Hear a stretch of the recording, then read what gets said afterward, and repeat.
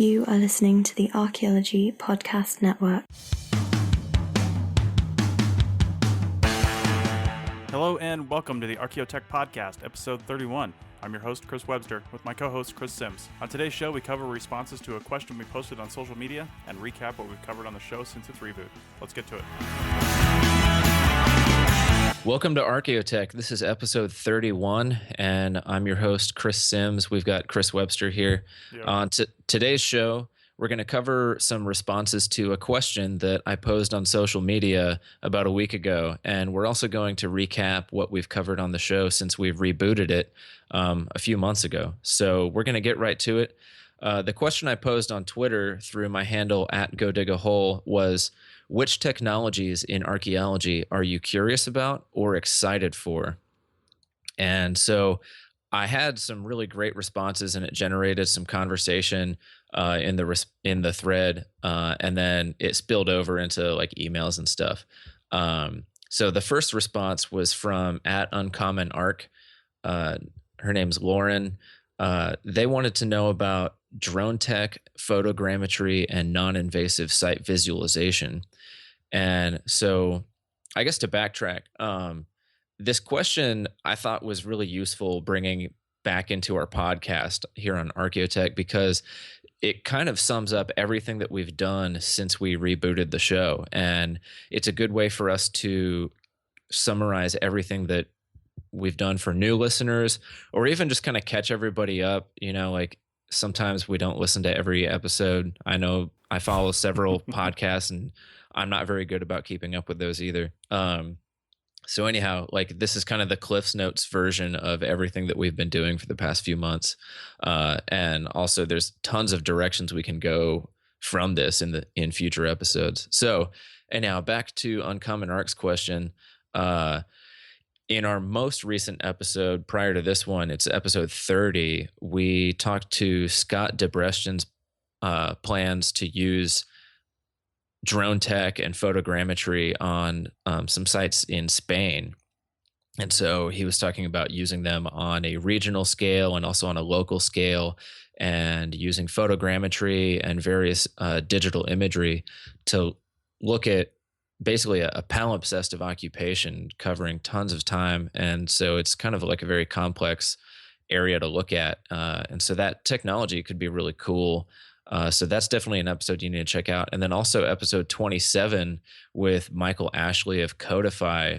Chris, that was one that I was not part of, so you could give a good recap of that one. He was talking about how to take great field photos and photogrammetry. Yeah, Michael's been into photography since, probably before he could walk, because his father was into photography. And his father was a professional photographer as well. And Michael did his PhD dissertation on he's going to kill me when he hears this, on something like visual he's actually going to kill me. Like, something to do with vision and archaeology and how we perceive things and stuff like that. And it's actually really interesting. And when he saw the PCS Munsell video, he's like, "Oh, we could talk about colors and visualization, later on." But no, that was a really good episode, because photogrammetry is one of those complicated words that people hear and they're like, "Oh my God, I don't know how to do that."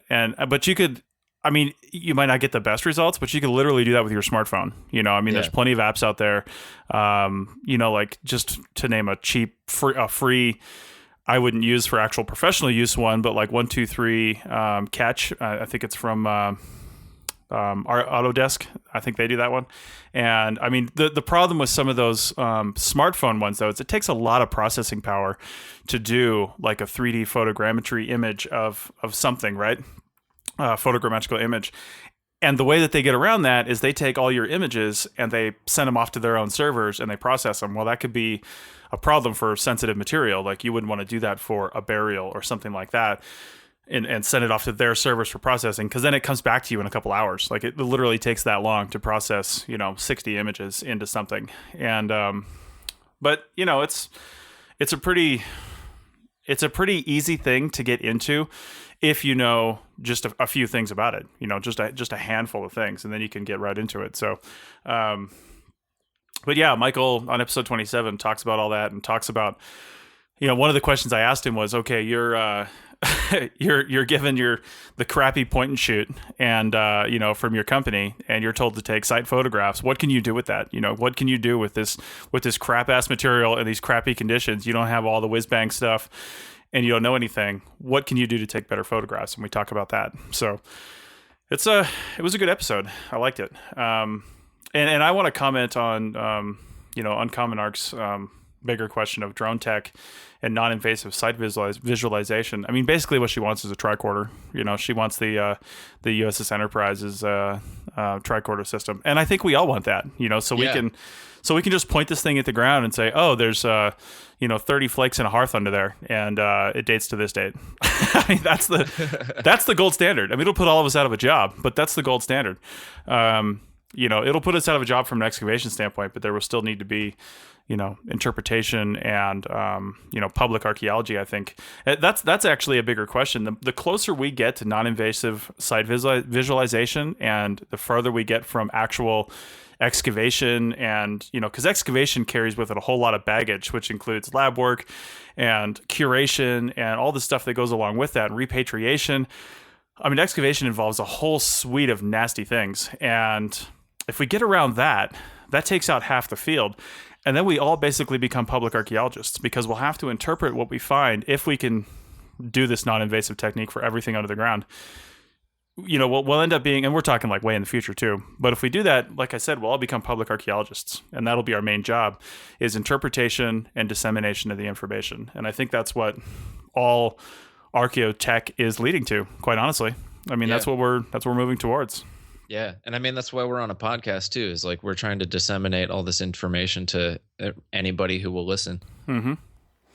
Yeah, absolutely. And then, drone tech, for the first part of her question, I mean, that's a space that's changing continuously. I just saw, and I can't remember if we talked about it in the last episode. I don't think we did, but I just saw, a few weeks ago, the FAA changed one of their rulings, or altered one of their rulings, that was basically, right now, you need, no matter who you are, you need it's called a special 333 exemption from the FAA to fly a drone for commercial purposes. So if you're making money flying this drone, and making money could be, your archaeological site report or something like that, or they had extended that to like college professors. If they're using drones, they're making money by virtue of the fact that they get a paycheck, right? So that counts. And that's I've got a pilot's license too, and you have to be real careful with that stuff. Like, Chris, if you said to me, hey, Chris, can you take your plane and fly me over to this next town? I got to talk to a friend of mine. If I did that, the hours that I would get in my logbook, even if you gave me nothing for it, compensate. They count as what the FAA calls flight for compensation or hire. And that is illegal if you don't have a commercial pilot's license. So, wow. Yeah, and compensation is such a loaded term, right? It could be anything. And that's what they're doing with the drone stuff too, is they said, if you're doing it for commercial purposes, meaning you're getting some sort of, financial gain on this, whether it is just your paycheck and you're calling this your job, or somebody actually hired you to do something, then it's illegal without the right permits. And it's free to get that. But then there's other things, like you need a licensed pilot nearby, and you have to have, the line of sight and all this other different things. But they just changed all that for college students. They said that college students, they dropped them into the hobbyist category, and hobbyists don't actually need the 333 exemption. So now college students don't need the 333 exemption. But here's the other thing too. They haven't released that for their professors yet. So if the professor has a student and they're out on a project, right, if the professor takes the controls of that drone at any one point in time, they just broke the law. Yeah. So if you're a professor, you need to start workshopping drone tech to your undergrads exactly. or your grad students. Get them to do the drone tech for you. But yeah, back to the question of drone tech. That's something that Webby and I have been hoping to get onto our show, is some drone experts. So if there's anybody out there listening, hit us up, because we want to talk about drones all day, every day. Well, and we might be getting some real world experience here. I'm about to, nothing's set in stone yet, but I'm about to go on a demo trip with Codify, and for Codify, refer back to Actually, I don't know if we've actually specifically talked about Codify in any episode, but we will in the future, and that's with Michael Ashley. And we probably talked about it a little bit on episode 24, but we hadn't really fleshed it out yet. But anyway, one of the things we're going to probably pick up is, and just to start out with, because it's easy and it's ready to go package, is the DJI Inspire. And that's a pretty amazing drone. You can attach almost anything to the bottom of it. It's heavy enough that it can handle some higher winds. And we're going to be flying this thing in different areas. And I'm certainly going to be doing some, if not recording not live, but recording while we're doing it, but certainly recording our thoughts about it afterwards and how things went and how things are going. And it'll be nice to get that perspective because we're coming at this fresh. I mean, I've got a small drone, but it doesn't really do much. And Michael Ashley has never flown one. So, we're going to be figuring this out from the get-go with an off-the-shelf commercial drone.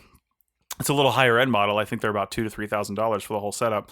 But it's at the level where you can do some serious work with it. Like the DJI Phantom 4, which is the newest one from DJI. The only real problems with that is, you can't attach just any old camera on the bottom. You almost have to use a GoPro because of weight restrictions. And GoPros are almost always fisheye. You can get corrections for that, but it makes it so you can't make your photos orthographic, so you can't do some really cool stuff with them. You can a little bit with more manipulation and more work, and they're also lighter drones, so they can't handle as high wind speeds. They're pretty decent out of the box if you've got $1,500 to spend. But if you can spend twice that, get the Inspire, and it's also out of the box and ready to go and can work. So, but we'll hopefully be having some good information on that coming up soon. And then, like Chris said, if there's anybody out there that's actually using this stuff on an archaeology project and wants to come on and talk about, what went right, what went wrong, how many props you've destroyed, how many you've purchased, whether you've got a 3D printer on site to print new parts. Yeah, I'm also imagining the all too familiar scenario that archaeologists come across where you have to enter someone's private property, only in this case to retrieve your fallen drone. And, it's the same thing that archaeologists are always doing. Please don't shoot me. I'm just here to do my job. I'll be out of your hair in a second. Well, and I hope this happens while I'm standing here. It probably won't, but for the last 2 days, one of my neighbors here, I'm in a condo complex and I'm on the second floor. And my window here in my office looks out to my left over the over kind of the parking lot and some other green areas here. And somebody down the way from me here, also probably flying from his balcony, is flying some quadricopter. It looks like a DJI, but it looks like a cheaper version of one of those. And I can tell he's got a little holder down there for like a GoPro, but he clearly doesn't have a GoPro, so there's no camera on it. But that thing, when I first saw it 2 days ago, it was 5 feet outside my window right here. And I thought he was totally like drone spying on me. But then I noticed it didn't actually have a camera, and he was probably just out of control with it. And then like 6 minutes later, he hit a tree. So, but for the last 2 days, I've seen that, and it's been about this time frame. So we'll see if it would be fantastic if a drone showed up outside my window during the Archaeotech recording. I just got to say, yeah. So hopefully they don't creep on you though. That well, I'm watching to make sure there's no camera that shows up underneath that thing. So then I'll have to get out my Atlatl, which I've got hanging on the wall here, and I'll have to spear it. So nice. Yeah, drones are one of those complicated things. It's like there's a lot of social attitudes tied up with it, and then there's also a lot of like legislation, like you had mentioned. And Scott, our guest on the last episode, mentioned that using it in Europe, he has to have a special permit, and if he uses a drone within X meters or kilometers of like a settled area, it's something like a 200,000 euro fine. Jeez. So, be careful with that and like do your research using drones. Absolutely. Yeah. Well, so on to the next question. At Tiny Sapien on Twitter, this is Hannah, wanted to know more about 3D and digital imaging. And so I had responded to that directly with some links to episode 23, where we had Christina Kilgrove talk about 3D imaging in bioarchaeological contexts, and then also episode 19 with Bernard Means with the Virtual Curation Lab, who does 3D scanning and printing. And we had mentioned it in episode 19, but it's worth noting again, like his Instagram feed, it's at Virtual Curation Lab, is awesome. He carries mini means around, and it's like a small bust of Bernard Means that he has 3D printed. Yeah. And he's currently in India, so mini means is going everywhere around the world with him. It's incredibly entertaining, but also very informative as well. I'm pretty sure he's got mini Ganesha with him too, which I'm not sure if that's offensive over there or not. It's pretty funny. Yeah. He's got, I mean, to see this like, rather run of the mill. Sorry, Bernard, if you're hearing this, but rather run of the mill, like white guy, sitting there at a table at a restaurant with these little plastic figurines up around him, including one of their religious icons, and then taking a picture. That's got to be an interesting sight. Yeah. Oh man, but yeah, the episode with Christina Kilgrove was really good too, because they're trying to get into 3D printing of human remains, basically bones and things like that, and and so they can study them and not have to worry about damaging the bones, obviously. So that's a really good thing, and we've been. I think the biggest benefit to that personally is cost. Now, sure, you've got to buy the 3D printer, and then you've got to buy you've got to have scanning equipment if you're not looking for just generic stuff, which you can find online. Like I'm sure you can print. I'm sure you can find 3D print files of human bones online for free anywhere, right? I mean, that stuff's just out there. But if you want a specific bone, you're also going to have to get a 3D scanner that's good enough to go to the resolution that you need it to go to, because she's not just looking at these bones. She's looking at, the taphonomy and how this thing, and what's happened to these bones after the person died. And not only that, but probably, I'm trying to think of the right word, but some of the effects of, say, illness and things like that on the bones. And, that stuff has different indications in the bone itself. And you need a pretty decent resolution on your 3D printer to do that. And, I remember when I was in college and forever, we've had like plastic skulls of different things to just practice on. But these were like really expensive, to buy from these companies. And like the bone clones. Yeah, totally. Yeah, I mean, they do great work, and they paint these things up to look amazing, especially for like the early hominids and things like that. They'll paint them up to look exactly like the original, but that's expensive work. And if you just need something for laboratory usage and for study, if you can get that thing 3D scanned and then 3D printed in a day, now you've got something to study with, Yeah. And those two episodes, episode 23 and episode 19, are both really interesting because we're not just talking about the technology with Christina and Bernard.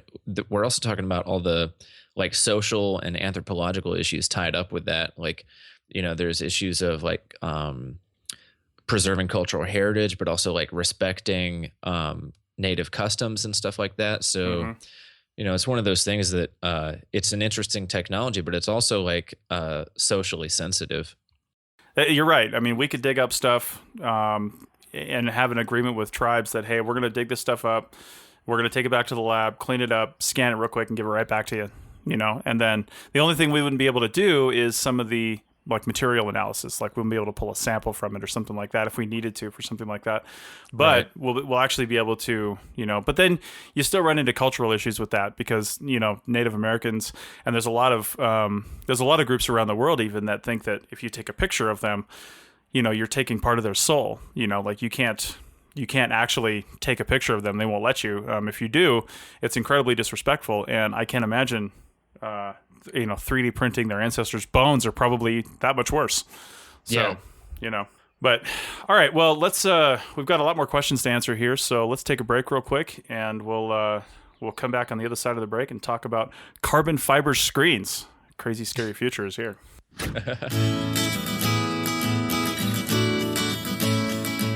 Professional Certifications for Scientists, or PCS, aims to provide practical educational videos, field guides, knowledge tests, professional certifications, and deployment connections to professional scientists everywhere. Check out the videos page for high-quality training videos on a variety of topics. Find PCS videos at www.pcscourses.com/videos. PCS, a place for good scientists to become great science professionals.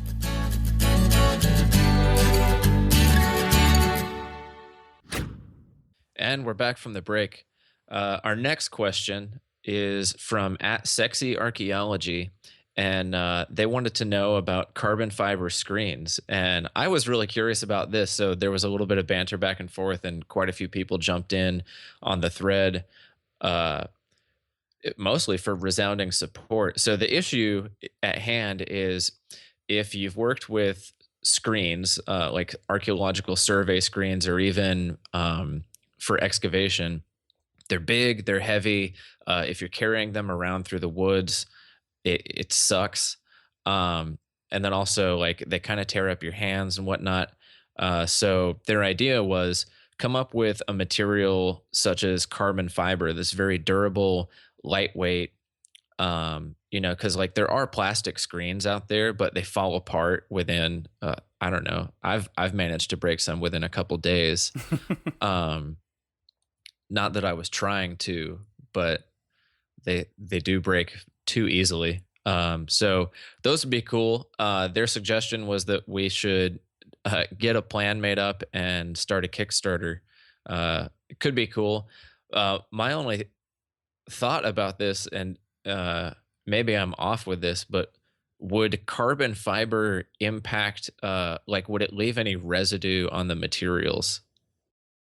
Uh, Possibly, because carbon fiber, if it once it starts to break, once you start to stress it, or even if you like scrape it, you actually get little fibers of carbon on the stuff. Which, Right. I don't need to tell you, if you're going to do any carbon dating, it's probably not a good idea.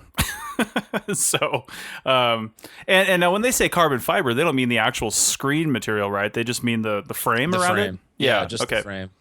Well, and I guess this all really just depends on what you're using it for. If you're talking about shovel testing screens like in the Midwest and the East Coast, and something you can carry that's lightweight, then I can understand something like carbon fiber, because I've carried plenty of ridiculous heavy, even just the hand shaker screens. I mean, they might not seem very heavy at 7:00 in the morning, but at 3:00 in the afternoon when you've done 80 shovel tests, they're pretty heavy. Yeah. So, it's rough. And then I worked in Vermont, where we were actually doing like, I guess phase 2 type of stuff, where we were digging 50 by 50 shovel tests in these focused areas. But we had to walk miles to get to some of these things through rain and mixed rain and snow, through the Vermont, countryside, crossing over these cool old, stone fence lines. But we're carrying a shovel and like the standing shaker screen with the, the legs and everything, Ugh. slung over your shoulder. And it's like, my God. Yeah. So I totally understand, wanting to go to something more lightweight. Yeah. I mean, the issue with carbon, like, really wouldn't impact that much if you're using it on like survey, because, 9 times out of 10, you're not identifying features and you're not taking carbon samples. Right. And you wouldn't really be tainting the site itself. So, like, you would end up finding other ways to establish significance of a site and come back and do like a full-on excavation, and then treat the features properly, without contaminating them. Yeah, exactly. And I guess you really run into the question of, is carbon fiber going to be that much lighter, than your standard like pine, hand shaker screen? And if it is that much lighter, then I guess it's kind of worth it, but it's going to cost a lot more. It's going to be a lot more expensive. Whereas you can rebuild a box shaker screen, for $10 in supplies. Your carbon fiber screen is probably going to cost you $100 or more. Yeah. Well over that if you buy it from somebody else, unless you can figure out how to make it yourself. Which working with carbon fiber has its own downsides. You have to cut it with special tools, and you have to wear a mask and all this stuff. You can't breathe that stuff in. I mean, it's a really nasty thing. So you'd have to think about all that stuff. I mean, and you'd have to have an easy way to replace the screen, and all that kind of thing, because it needs to be repairable in the field. Now, I wanted to bring up a company called Focus Design, and we'll have that link in the show notes. I've actually used one of their screens. They're not carbon fiber, but they are plastic. And I used one. A guy had one on a project that I did with DigTech a few years ago. It was a 3-week long excavation, and I almost exclusively used that screen for 3 weeks straight, with just like, I mean, what we were pulling out of these holes was just rock. It was just, we were screening fucking rock, right? Yeah. So, and these screens, and I'm looking at their website right now. So it says it's 6 pounds lighter than wooden screens, durable PVC construction, multiple mesh sizes available, front handle ergonomic design. One of the things I liked about it was how easy it was to basically stand back down, because it actually has 4 legs, so it'll sit upright. But then when you step back and you pull on the handle, it will, you can shake it super easy. And it just, I think and also it had what they call a quarter turn tray lock. So on the handle or on the legs, you just move this side piece a quarter turn, and it locks the tray in place. So you can sit there once you shake it out, and then you don't have to hold on to the thing anymore or rest it on your leg or something like everybody does. Yeah. You can just stand there. You can go around the other side of the screen even if you want, and it never collapsed. And this screen was old. This guy had it for years when I got to it. So, it was just it was a really good screen. Now you're going to pay for it. The one I'm looking at here is $200, but in that 3 weeks, and he said he'd never replaced the screen on it. He had a 1/4-inch mesh on there, and he'd never replaced the screen in like 3 years of having it. And wow. And we put some serious shit through that screen, and it seemed to handle it. But if you did have to replace it, it does have a really nice thing that just unscrews from the bottom, and you can buy replacement screens from them and just, bam, stick another one up in there and you're done. So that's awesome. Yeah. And they have some smaller ones that are the same style. They call them, and they're good enough for backpacking, they say, like on long range projects. I think they've got straps and stuff. I don't know how you do that over like your normal backpack, but and then they have a classic screen, they say, without the 4 legs, just the 2 legs like you're used to seeing. That's $125. Personally, I just step up and get the big one unless you needed to carry it around and that was a big deal for you. But anyway, it's they're good. They're good. I mean, I know plastic has had a bad rap in the past, but I think this company, Focus Design, has actually figured it out, because I know a few people that have used these on the East Coast and the West Coast, and they all seem to like them. So. Well, I think it's a good way to identify a problem is that I think everybody who has used a survey screen has had some kind of complaint about it. So I think that's an indicator that something needs to be done about it. Mm-hmm. Yeah, so that's neat, and it's a good topic for discussion. And I like that it's also kind of a lower tech archaeotech. Yeah. Yeah. It's kind of venturing outside of our normal kind of high tech range. But it doesn't need to have batteries to be archaeotech. That's true. Well, on that note, another Twitter user, Holly Norton, it's HK Norton, wanted to know about, or wanted to talk about the Mason's trowel, and I can't really think of much to say about it. I'm not sure why we started using a Mason's trowel, other than the obvious benefits of getting very straight sides, and you've got like the pointed edge, so it's a good tool for that use. But I've also used other tools. I had a colleague who had been to Japan, and he brought back some Japanese masonry tools that looked really weird, and I can't even think of the name of them. But they were amazing for cleaning walls of excavation units. And I mean, they would just slice through all sorts of different types of soil like butter. Nice. So it was really nice. But it's just amazing how like we adapt. Like you can go through the hardware aisle of any big box home improvement store, and you can see all sorts of stuff that's useful for what we use in the field. And we've kind of adapted ourselves to, pull from all sorts of different professions. And like there's even like dentistry tools and like pottery tools that we use in like finer scale excavations, and even like more arts and crafts kind of tools that we use like in the lab and stuff like that. Yeah, and I imagine we started using that stuff just because there weren't any specific tools for archaeology when people started doing this, so they just used whatever was available. And back in the day, having I mean, even now, I mean, almost everybody grew up with some kind of trowel for even just doing drywall or something like that in their probably in their father's garage or something like that. Yeah. And they just work. And I'll take this opportunity. Some might. I don't know. I've talked to some people about this, and they wholeheartedly disagree with me. But I I bought a long time ago, and especially when I was working on the East Coast. I don't do so much, a lot of excavation out here on the West Coast, but when I was working on the East Coast, my first like 3 years of archaeology were all excavations before I ever did a mile of survey, just because that's the way it goes over there. And and I bought, I had the pointed trowel. That was the first trowel I bought on my first project because they told me to. And then later on, somebody told me to buy a square trowel as well. And I didn't have one at first. And I honestly didn't use it that much. I used it for like cleaning up walls and things. But now, unless I'm working in an area where I need to actually like, pick stuff out with the point of my trowel, of my pointed trowel, I use my square trowel for almost everything, right? I mean, just like standard digging and doing all kinds of stuff, because I'm always cleaning my walls and I'm always cleaning the floor. And if I'm actually down there troweling and I'm not using the shovel, I'm 90% of the time using the square trowel. I almost never go to the pointed trowel anymore, unless I've got to like I said, go around some roots or something like that. And I need to actually like dig in there. The square trowel is just, I don't know. It's become my tool of choice for standard excavation. And I think on that project I was telling you about in California where we used that screen, I don't even know if I used my pointed trowel once, because if we did have something that was dug in there and we had to get it out, it was a huge ass boulder and we used a pickaxe. So, for your average wall cleaning, I just used a shovel. But then when I had to get down in there, it was a square trowel every single time. And the way that I've sharpened my trowel, I now actually kind of have one of the corners down on the end is sharp and still pointed because I keep it that way. And the other one's a little bit rounded because I trowel on that side, just for basic floor troweling. Yeah. And then I use the other side for cutting through the walls and things like that. So, nice. Yeah, it's not really archaeotech, but a good time to say that, I guess. She brought up the trowels anyway.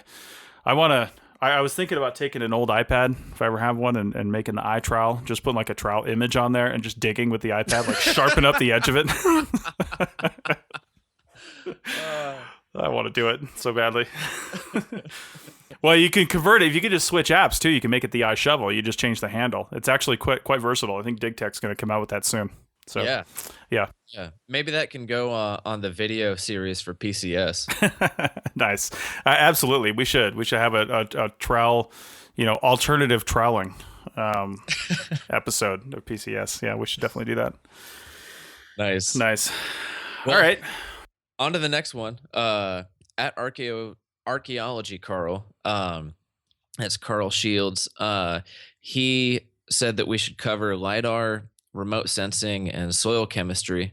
In episode 20, we were joined by Jack Berry, and he was a colleague of mine in Belize, and he has worked with LiDAR in his grad research down there, and he was able to find all sorts of interesting sites and terraced features and other earthworks that were, as he said in that episode, that saved him months and even years of traditional pedestrian survey through very difficult terrain.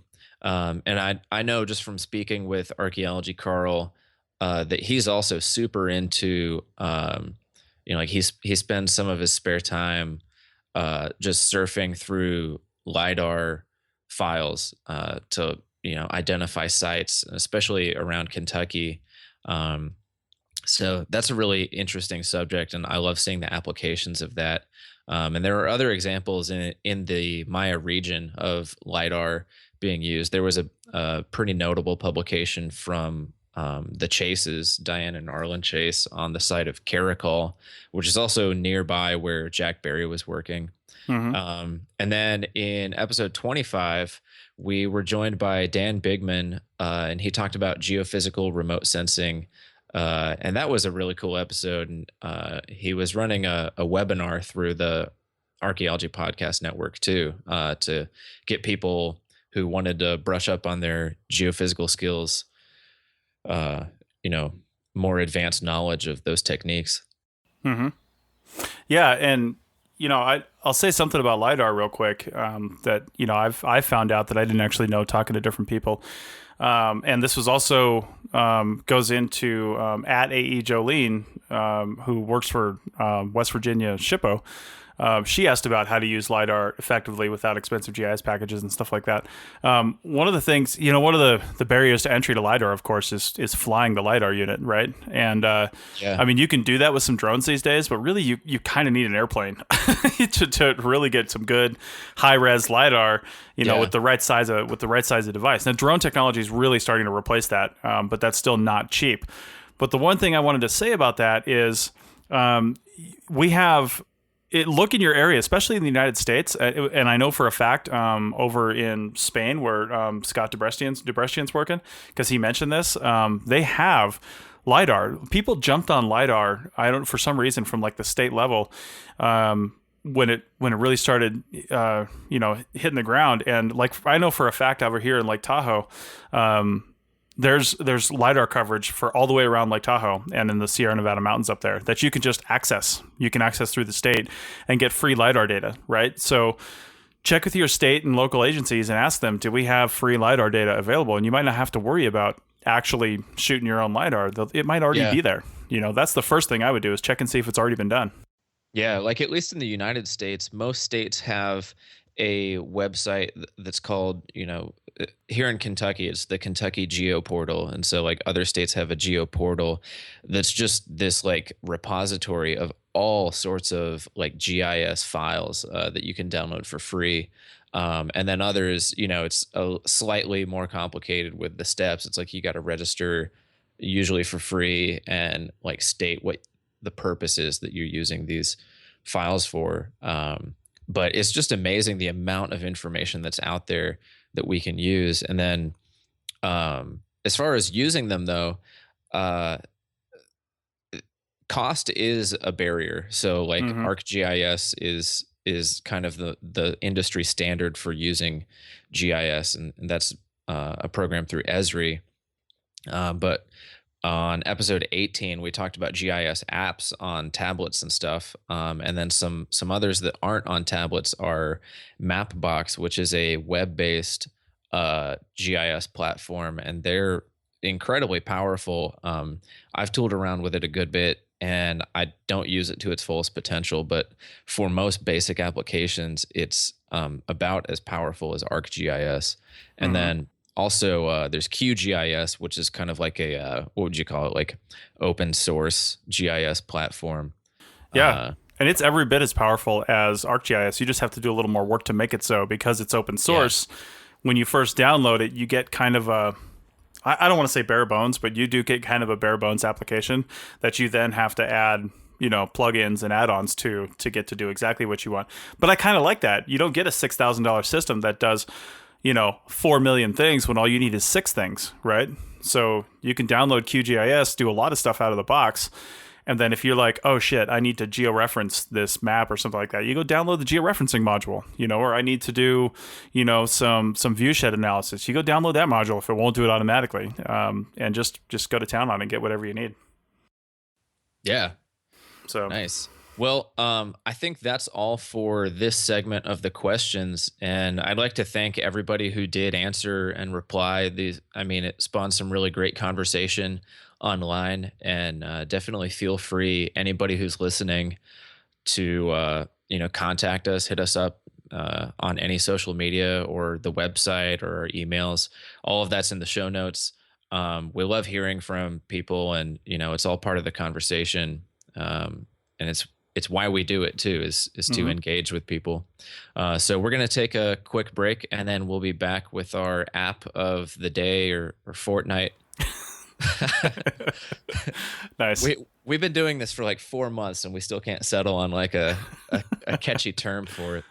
Nice. Let's just call it app of the day. We'll just stick with that, because it's app of today. Yeah. App for the day. Yeah. All right. Yes.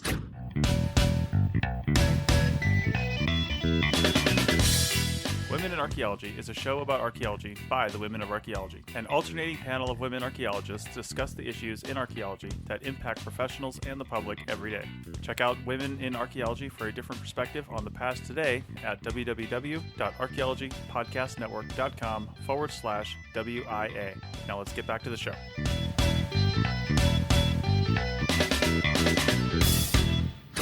And we're back. Here we are for our final segment of the episode, the app of today. And Nice. I'm gonna uh, get it together, Boone. Uh, all right.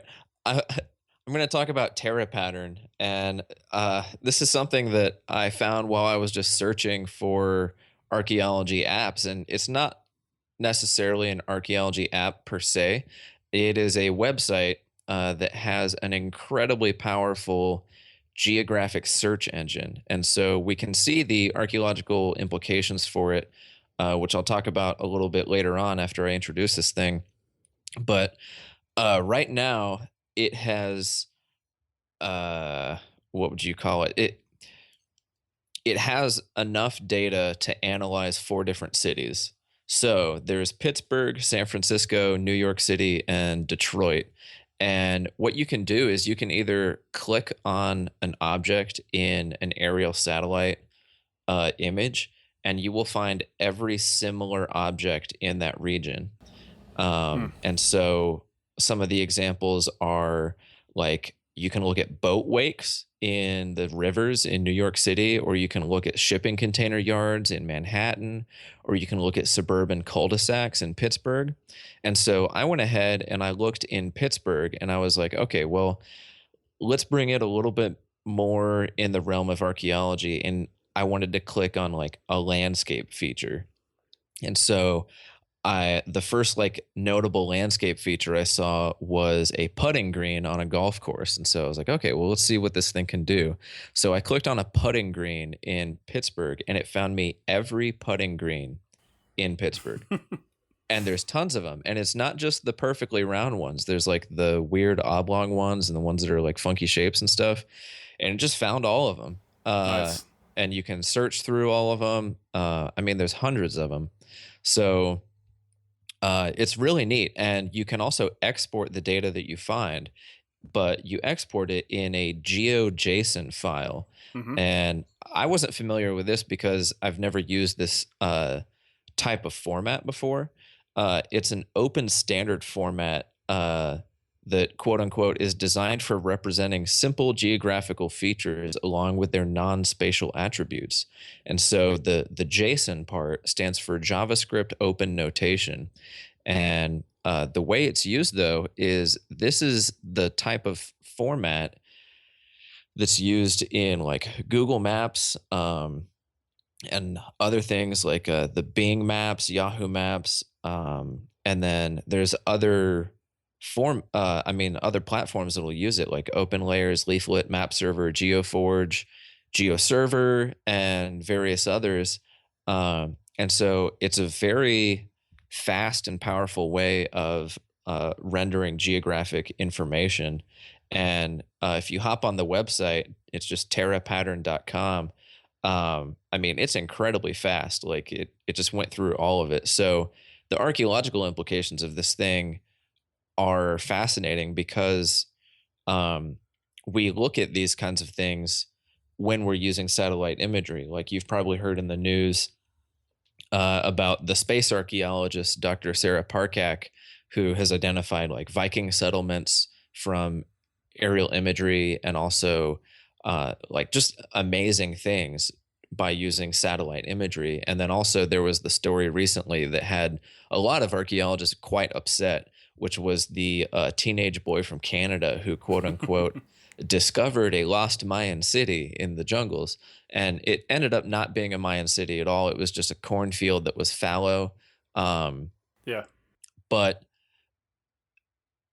that that that young researcher does deserve some credit for having some interest in archaeology and coming up with like a research idea and following it and using technology, and there was kind of a theoretical background to it, but that's the kind of thing that can be nurtured and developed more. Just like this technology, it's limited to just four cities now, but the more powerful it gets and the wider application as far as like the space that is searchable, I think that we can see some really incredible finds from this in the archaeology community. So let me talk about that kid real quick with the Maya supposed Maya city, and in his, he was saying how he can apply this to other civilizations as well using star patterns and things like that. Yeah, but No. no.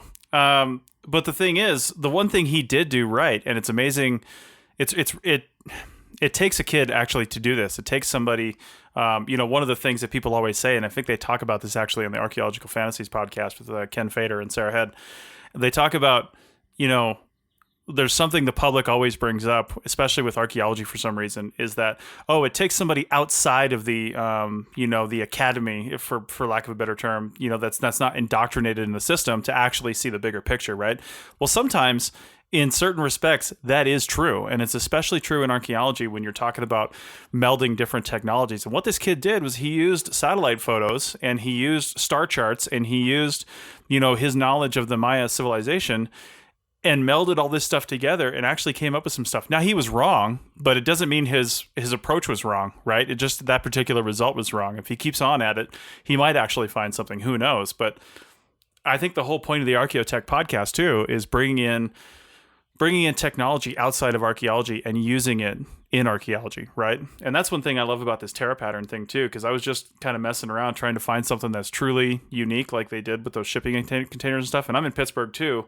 And one thing I did notice here is they have the maps broken up into very defined squares. You can't pick any square. You have to find a square that has what you want in it. So I was looking for swimming pools, and I happened to find a swimming pool that's right in the middle of this square, and I click on it, and bam, I've got 4 pages of a grid that's 1, 2, 3, 6 by 4, 24 images, 4 pages long, that are just all swimming pools. Not a single one of these doesn't have a swimming pool in it, and that is amazing to me. I mean, I instantly just found every single swimming pool in Pittsburgh, and then there's a geographical plot of all the swimming pools in Pittsburgh, which is a little frightening when you sit and think about it. Because what else can what other kind of things can you find here? If they had finer resolution, because it looks like it doesn't really zoom in that far. It makes me wonder when this gets better. Like if you're looking for, say, your ex-girlfriend's car, you have to count on satellite data being up to date, but can you click on that kind of car and find that example of that kind of car everywhere else in the city of Pittsburgh? You know what I mean? So, but there are other good implications. Like, for example, I clicked on just like a forested region. Show me all the areas that don't have houses in Pittsburgh, and it did that pretty easily. And you're, like you said, it's super, super fast. And they say they use machine learning algorithms to come up with these data. They're clearly doing some pre-processing of these areas, which is why there's only 4 cities available. You can't just go to Google Earth and use their algorithm. Right. Although they are using Google satellite imagery. But that's, like I said, that tells me they're doing some processing before they get it to you to probably a lot of shape analysis and different things to kind of get the ball rolling. And then once you click on a predefined square, it already knows in that square pretty much what's in there from a shape standpoint, right? And maybe even from a color standpoint. And then it shows you all the other similar squares that are like that. That'd be my guess, is how they're doing this. But honestly, I don't know. We should get them on the show. Yeah, and as I was reading through it, I can't remember if it's on their own website. It's on their own website. They say it's keen to help people identify, characterize, and track indicators which have not been detected or measured previously and which might have sociological, humanitarian, scientific, or cultural significance. So, I mean, I could see this going, it's still concerning anthropology, but, looking at like basically like structural inequality in like our built environments and stuff like that. And that's the kind of thing that cultural anthropologists are very concerned with. And then also, like if we're able to observe that kind of spatial relationship on surface sites for, past cultures, we can also look at, basically structural inequality in the past built environment too. Sure. Yeah, if they could have this apply to, say, historical data as well, if it really is just them running their algorithm on the maps beforehand, I'm fine with that as long as they make it available. I mean, it did say more cities coming soon, but it must be taking them a long time to process the data. Otherwise, they'd have a ton of cities up rather than just 4 right now. Yeah. Yeah, it's and I'm sure like everything, it boils down to computing power. If they get this thing rolling and they get some more funding, perhaps, and they can get some better servers or even crowdsource it, um, that might be a good option for them. So Yeah. yeah, it's really cool. Cool. Well, let's talk about your app now. All right, so I'm going a totally opposite direction because a lot of people are talking about this these days, and I think archaeologists, with all of their stress concerning from everywhere, from everything from field techs that are trying to find jobs, especially right now, and you've got 15 applications out, you don't know which one of them, and then maybe you got a lot of experience and you get like 5 yeses come back. I've had that happen before where you get like 4 calls in the space of an hour and say, hey, can you come work for me? And as a shovel bum, these are in like 6 different parts of the country. You've got to decide, all right, which one is worth me driving to and spending, 2 weeks to 3 or 4 months on a project, because you've got to look beyond that too. And it's just can be stressful. And then going up to, crew chiefs and field directors and project managers, everybody's stressed out. Well, the big thing these days, and I know it's been around for centuries, but it's actually coming back into, mainstream usage is meditation. And I've tried a little bit of it. I honestly haven't done it that much. I wish we had Bill White from the CRM Archaeology podcast on here, because he does it almost every day, if not every day. I think in 2015 he did do it every day. And as a guy with doing a PhD program with several young children in the house, he's remarkably calm when you speak to him. So maybe it's working out. But the app I wanted to mention is the number one meditation app on at least the Apple App Store. You can also get this on Google Play and on Amazon, and it's called Headspace. And the guy that speaks on this and that started it is he's amazing. He's just his voice and the way he talks and what he does, and they have actually little videos, like little animations of things to help you visualize what he's talking about rather than just hearing him talk, because it's not just about sitting there and being quiet and expunge all your thoughts and blah blah blah blah blah. It's actually more complicated than that, and he gets you focused on actually what does it mean to meditate? What am I actually trying to do? What are the mechanics behind this thing? And before you realize it, you're thinking about that versus thinking about that report that you're supposed to be doing right now, right? Or whatever else is causing you stress. And that alone is enough to take you out of your life for just 10 minutes and say, all right, I'm going to focus on this right now. And that's one of the things I really like about it. It's not, as with all good things, it's not totally free, but if you download it, you get the first 10 sessions for free, and it leads you. You can't just do them randomly. You go from 1 to 10 because they're progressive. You learn different things at different steps. So it's a really good start off into it. And if you like it, you can basically purchase other packs to focus on different things or keep on going with it. And it's not that expensive. You'd have to look on your particular app device and see what the price is. But yeah, I like it. Chris, have you ever tried to do any meditation or anything? No, I haven't, but it's something that I would be very interested in. But I think this app would be the thing to get me into it, because like you were saying, like where I stand now, I have no idea how to start meditating. And it's one of those things that, like, if I were to sit down and try and have some quiet time, my brain would just race to other things, like, now it's time for me to think about my to-do list. And, that's not very like mindful or productive. Exactly, and that's what stopped me in the past as well. Is I have tried to do it on my own, and like anything, this has a technique to it. There is an actual manual for how to do this. I don't want to say the right way, because there's lots of ways to do it, whatever works for you, but there are ways that will be more beneficial to you than aren't, and that's for sure. And I like this one. A lot of people like this one, so I would say check it out and see if it works for you. And I'd be interested to hear comments back from people who either do meditate and want to comment on what kind of app they use to help them, or procedure. Maybe they don't use an app at all. Maybe they just do something. Yeah. And see how it goes. And as a little bonus here in the last few minutes, I was listening to a playlist on Spotify, and this other thing came up, and this song, and I heard I heard like some Star Wars quotes in this song. It's like, what the hell is going on? And the playlist or the album is called Star Wars Headspace. And I noticed it's on the iTunes store and it's on Spotify and it's probably somewhere else too. It's from 2016, so it's new, but it's a lot of like, electronic style, songs with a Star Wars theme. We've got C-3PO's Plight, Force, Cantina Boys. Cantina Boys. Cantina Boys, yeah. All kinds of really fun stuff here. Druid Caravan of Smoke. I don't even know what that means. Ewok Pump in all capital letters. I love it. Scruffy Looking Nerf Herder. How can you not like a song called Scruffy Looking Nerf Herder? Yeah. So anyway, that has nothing to do with Archaeotech, but it is electronic music, so maybe it is Archaeotech. Who knows? Yeah. Yeah. All right. Well, I think that's going to be it for this episode.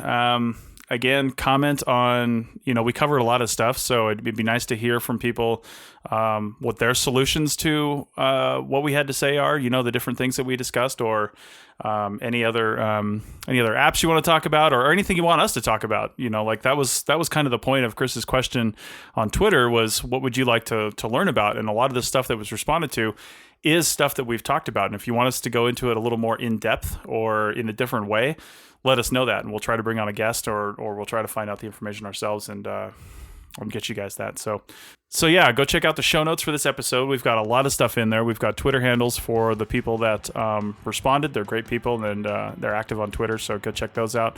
Check out the apps we talked about, and we will see you next time.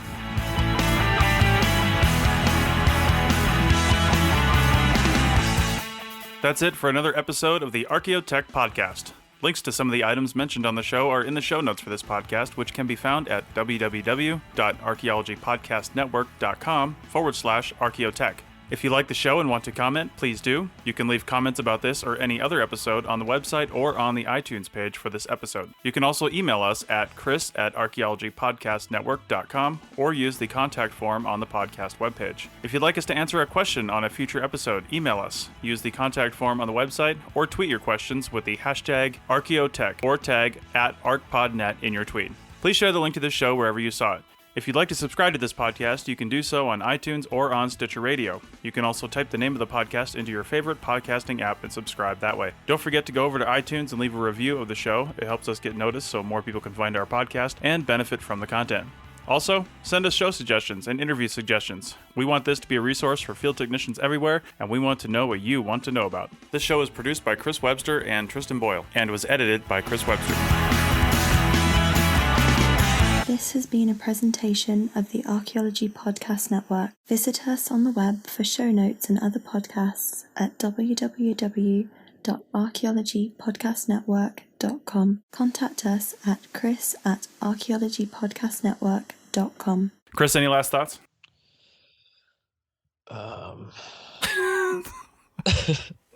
Maybe I'll just cut myself off right there.